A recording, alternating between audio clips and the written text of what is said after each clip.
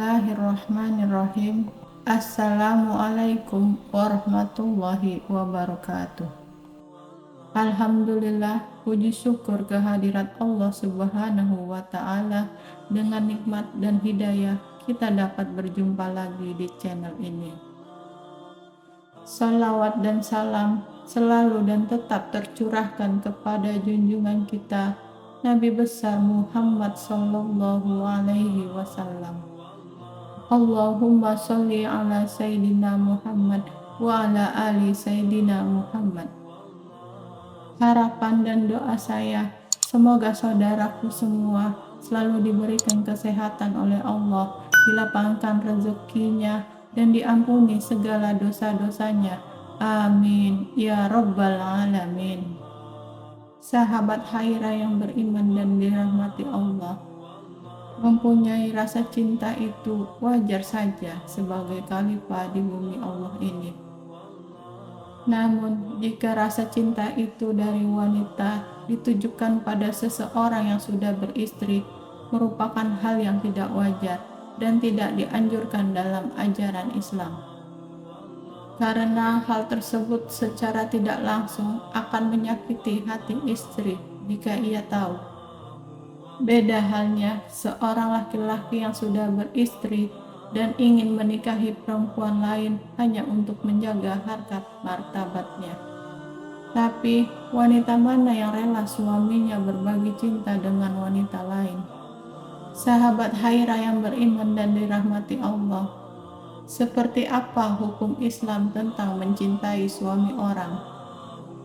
Cinta menurut Islam merupakan hal yang dihalalkan asal bisa mengendalikannya dan tidak memberikan cinta tersebut secara berlebihan. Karena cinta paling besar sudah selayaknya hanyalah kepada Allah, karena semua yang berlebihan itu dilarang dalam Islam. Mencintai suami orang dalam Islam bisa berujung zina karena dipenuhi dengan hawa nafsu. Contohnya saja, zina mata, karena setiap bertemu selalu ingin menatapnya lama dan tidak ingin berpaling dari pandangannya. Allah Subhanahu wa Ta'ala berfirman, "Dan janganlah kamu mendekati zina. Sesungguhnya zina itu adalah suatu perbuatan yang keji dan suatu jalan yang buruk." Quran Surat Al-Isra ayat 32. Dari Abu Hurairah radhiyallahu anhu mengenai hal tersebut, bahwa Rasulullah Shallallahu Alaihi Wasallam pernah bersabda, "Barang siapa menipu dan merusak hubungan seorang hamba dari tuannya, maka ia bukanlah bagian dari kami. Dan barang siapa merusak hubungan seorang wanita dari suaminya, maka ia bukanlah bagian dari kami." Kemudian Rasulullah Shallallahu Alaihi Wasallam juga bersabda, "Tidak halal bagi seorang wanita meminta kepada suaminya agar sang suami menceraikan wanita lain yang menjadi istrinya dengan maksud agar sang wanita ini memonopoli di piringnya. Sesungguhnya hak dia adalah apa yang telah ditetapkan untuknya sesuatu dengan kedudukan wanita dalam Islam." Hal-hal yang bisa dianggap merusak hubungan suami istri. 1. Melakukan guna-guna dengan bantuan paranormal atau dukun. Perbuatan ini merupakan suatu perbuatan syirik dalam Islam yang pada dasarnya sangat dibenci oleh Allah karena menduakan. Di masyarakat, perbuatan ini sudah tidak asing lagi di telinga. Meminta bantuan dukun paranormal untuk memikat hati suami orang lain termasuk dosa besar dalam Islam. Berikut ini hadis yang bisa digunakan sebagai landasan perbuatan tidak terpuji tersebut.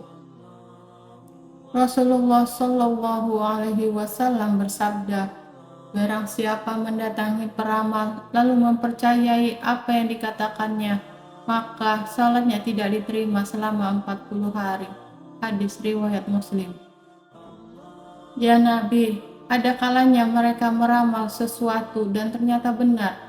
Rasulullah Shallallahu Alaihi Wasallam menjawab, Itu adalah sesuatu yang didengar oleh jin, kemudian diberikannya kepada para walinya, dan mereka mencampurnya dengan 100 kebohongan. Hadis riwayat Bukhari. Kedua, merencanakan dan merancang fitnah. Perbuatan seperti ini sudah banyak dicontohkan pada tayangan-tayangan televisi yang berguna untuk mengingatkan dan memberikan pesan moral agar tidak melakukan tindakan kurang baik tersebut. Merencanakan dan merancang pertemuan untuk menunjang perbuatan fitnah ini memang sangat berbahaya karena fitnah dalam Islam sudah jelas-jelas dilarang. Banyak wanita yang rela melakukan apa saja demi mendapatkan laki-laki yang dicintainya, bahkan suami orang sekalipun. Ini tidak patut dicontoh. Ingatlah, setiap perbuatan yang kalian lakukan tersebut, Allah Subhanahu wa Ta'ala selalu melihat dan mengawasi. Maukah aku beritakan kepadamu, kepada siapakah setan-setan itu selalu turun? Mereka turun ke tiap-tiap pendusta yang berdosa, yang mendengar sungguh-sungguh apa yang disampaikan oleh setan-setan itu, sedangkan kebanyakan beritanya adalah dusta. Quran Surat Asy-Syura ayat 221-223. Ketiga, memaksa untuk dinikahi dengan modal fitnah. Perbuatan yang sering kali dilakukan oleh wanita dengan menjebak seorang pria dalam rangka memuluskan semua rencananya agar bisa menekan suami orang untuk menikahinya, termasuk perilaku yang sangat tidak terpuji. Hal ini sudah pasti akan merusak hubungan pernikahan seseorang, terlebih lagi jika sang istri mempercayai tindakan jebakan-jebakan tersebut. Dengan melakukan perbuatan ini, wanita akan tampak tidak mempunyai harga diri dan merendahkan dirinya sendiri. Masih banyak calon imam di luar sana yang jauh lebih baik dan pantas untuk mendampingi. Kenapa harus suami orang yang dikejar? Allah Subhanahu wa Ta'ala berfirman, fitnah itu besar dahsyat dari melakukan pembunuhan.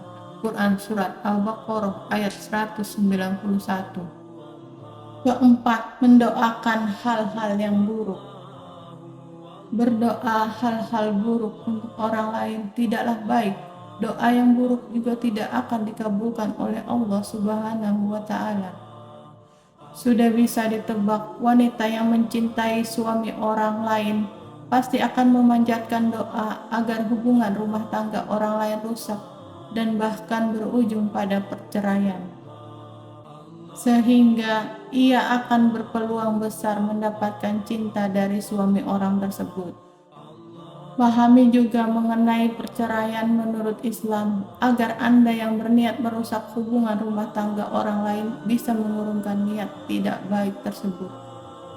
Allah Subhanahu wa Ta'ala berfirman, manusia berdoa untuk keburukan sebagaimana ia berdoa untuk kebaikan, dan adalah manusia bersifat tergesa-gesa. Quran Surat Al-Isra ayat 11. Kalau sekiranya Allah menyegerakan doa keburukan bagi manusia, seperti permintaan mereka untuk menyelenggarakan kebaikan, pastilah di akhir umur mereka. Quran Surat Yunus ayat 11. Kelima, melakukan tindakan merayu. Wanita yang mempunyai hobi merayu sama halnya merendahkan diri sendiri di hadapan laki-laki.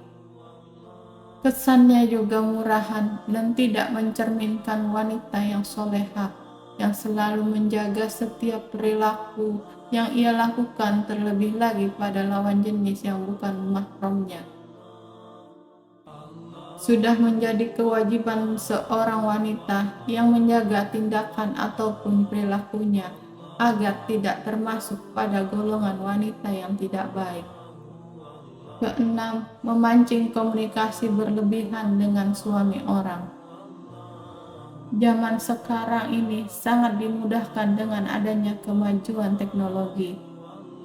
Seperti halnya komunikasi yang sudah sangat mudah untuk dilakukan. Pesan singkat seperti WhatsApp atau media sosial lainnya sangat menunjang komunikasi digital. Contohnya untuk menggoda suami orang dengan mengirimkan pesan secara berlebihan dengan harapan akan mendapatkan balasan. Jika sang istri membacanya, pasti akan timbul kesalahpahaman yang bisa memicu retaknya rumah tangga. Berbagai pendapat yang disampaikan oleh ulama sebagai acuan dan sumber landasan kita mengenai permasalahan hukum mencintai suami orang dalam Islam. Anda bisa melihat pendapat-pendapat ulama berikut. Pendapat ulama Syafi'i.